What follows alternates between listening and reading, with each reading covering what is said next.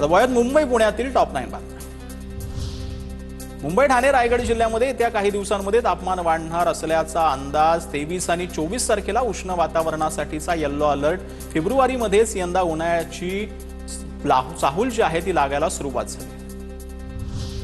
Elphinstone पुलामुळे आता बाधित होणाऱ्या रहिवाशांचे एमएमआरडीए कडून पुनर्वसन केलं जाणार। यासाठी एमएमआरडीएने म्हाडाकडून घरं विकत घेतली, मात्र ही घरं बदलून देण्याची रहिवाशांची मागणी आहे। म्हाडानं 12 रहिवाशांसाठी नवीन घरांचा शोध सुरू केला।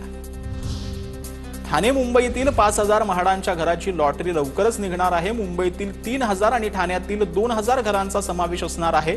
मुंबई मंडळाकडून सध्या घरांची जमवाजमव आणि किमती निश्चित करण्याची प्रक्रिया सुरू आहे। जागतिक वन दिनानिमित्त वन्य प्राण्यांची तहान भागवण्यासाठी प्रयत्न सुरू आहे। भोरच्या वनक्षेत्रामध्ये असणाऱ्या कृत्रिम पाणवठ्यामध्ये वन विभागाच्या वतीनं पाणी भरण्याचं काम सुरू आहे। उष्णतेच्या लाटेचा सामना करण्यासाठी ठाणे महापालिकेचं हिट ॲक्शन प्लान राबवण्यात सुरुवात झाली आहे। हिट ॲक्शन प्लान अंतर्गत शहरातील प्रमुख ट्रॅफिक चौकांमध्ये ग्रीन नेट आणि ग्रीन नेटचे सर्व स्थानिकांकडून स्वागत करण्यात आले।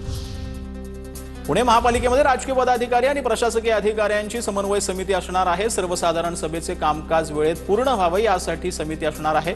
समितीमध्ये महापौर, उपमहापौर, स्थायी समिती अध्यक्ष, सभागृह नेते, विरोधी पक्षनेते आणि पक्षाचे गटनेते असणार आहेत।